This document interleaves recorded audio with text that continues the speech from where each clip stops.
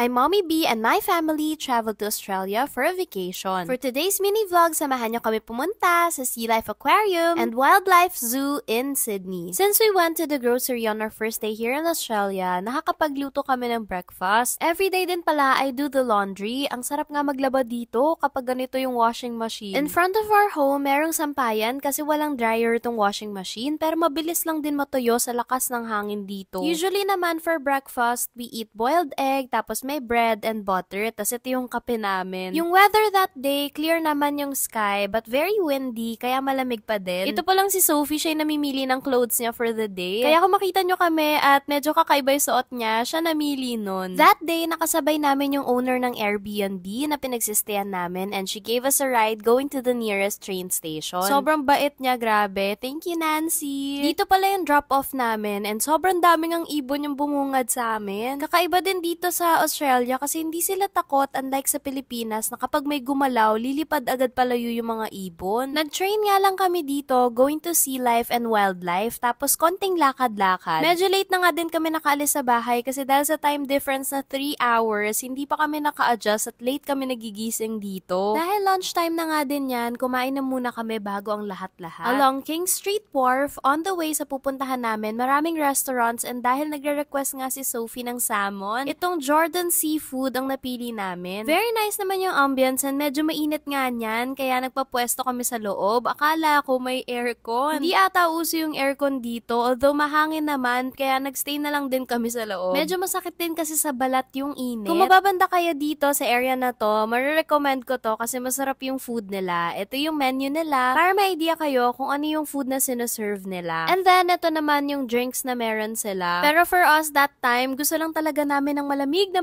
na tubig. Nako, si Little Donya, akala ata niya nandito na kami sa Sea Life Aquarium. After a while, dumating na din yung salmon na in-order namin. Share nga kami dito ni Sophie kasi ang laki. Nag-order din nga kami ng Brussels sprouts na sobrang sarap. Tapos eto, may chips naman for Sophie. Wala kasi silang rice dito, kaya ito yung pampalit sa rice. Chips pala meaning fries, yun yung tawag nila dito. Yung kay Daddy B, hindi ko na nakuhanan, pero if we-breakdown natin yung lunch namin for today, 28 Australian dollars for the charcoal grilled tuna belly, 42 Australian dollars for the charcoal grilled salmon fillet, yung crunchy chips naman nila is 14 Australian dollars, and Brussels sprouts 15 Australian dollars. So, for the food, ang total niya is 99 Australian dollars. Kung i-convert natin, nasa 3,600 pesos. We walked for 3 minutes and nandito na nga kami. Magkakasama pala dito yung Sea Life, Madame Tussauds, and Wildlife. For this attraction, good thing we booked via Klook. Kasi naman, we were able to avoid the long line in purchasing the tickets. Sa lahat na napasukan namin na Sea Life, ito yung pinakakakaiba kasi para siyang maze. Medyo naligaw-ligaw nga kami inside. Indoor din pala siya. Kaya siguro halos yung mga daan narrow talaga. Pero nakakagulat is inaalaw nila yung pram inside the attraction. Pram pala yung tawag nila sa stroller dito. Pero alam nyo, kahit maliit yung area nila dito, ang gaganda ng mga animals. Ang sarap-sarap nila pagmasdan. Medyo marami lang lakaran talaga and may mga madadaanan kayo na wala talagang animals na makikita. Pero grabe, no nakita namin tong mga sharks, grabe o kumpulan talaga sila and first time na nakakita kami na parang kitang-kita niya talaga yung structure ng body ng mga shark. Nakaka-amaze talaga silang pagmasdan. Sulit na din kasi si Daddy B and Sophie, mahilig talaga silang magtingin-tingin dito ng mga animals. Meanwhile, ako naman, pinaka-happy ako dito sa mga penguins. Sobrang cute kasi makikita nyo sa loob may mga nagsislide. Tapos itong mga to, sobrang lapit nila sa salamin. May part din dito na makikita nyo silang lumalangoy. Nakaka-amaze talaga. Last part ng Sea Life Aquarium is itong mga jellyfish. Before leaving, nakita pa nga ni Sophie tong kamukha ni Scuttle from Little Mermaid. Syempre, after every attraction, meron tayong bilihan dito ng mga merchandise. So, for Sea Life, ang nagastos namin is 1,865 per person. For 0 to 2 years old, libre pa sila, kaya kami lang ni Daddy B, total of 3,730 pesos. After that, we went straight to Wildlife since last entry is until 4 p.m. only. It was past 3 p.m. na din kasi nung natapos kami sa Sea Life. For Wildlife, we also purchased our tickets via Klook. It's 1,404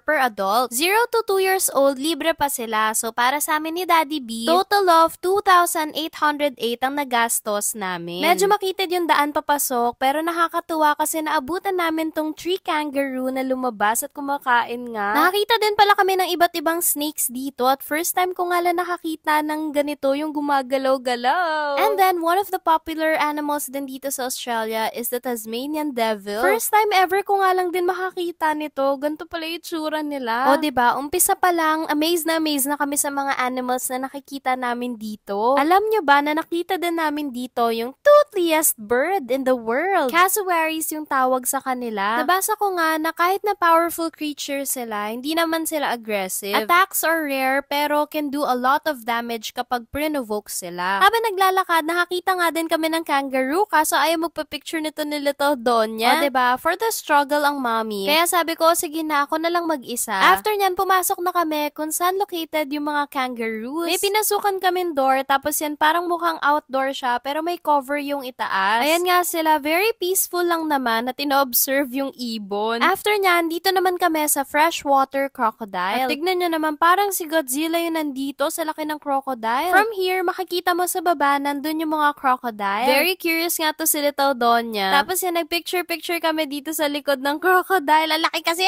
Itong part naman na to, medyo madilim. Hindi din kasi pwede mag-flash, baka mabulabog yung mga animals. Bilby pala yung tawag dito sa mga animals na to. Sobrang cute. Pinakahuli namin nakita ay hulaan nyo kung ano to. Sobrang cute kasi nandito sila tapos may cafe din sa same floor. O, diba? Nakakatuwa. Nung palabas na nga kami, may sinuotan tong mag-ama ko at nandito nga sila katabi ng mga crocodile. Diyos mio, Sofia, walang takot. And after the attraction, ayan na nga, pwede na tayo mamili ng merchandise nila. Magkasama din pala dito yung merch ng Wildlife and Madame Tussauds. May nagustuhan nga si Little Donya dito na fox, sobrang cute. Tapos namili din kami ng coin purse. May mga pang-babies din nga sila dito, oh. After that, pumunta muna kami dito sa Wharf Cafe. Napakaliit lang nito, under ng stairs. And dyan, bumili kami ng ice cream. In fairness, ang daming bumibili sa tindahan na to. Oh, yun lang. Sana nag-enjoy kayo kasama namin. Love, love! Next adventure, tara, Blue Mountain tayo!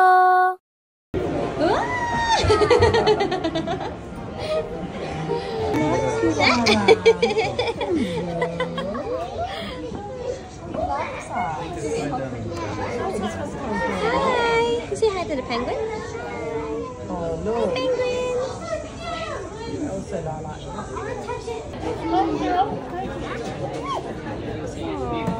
Lara, point to the penguin.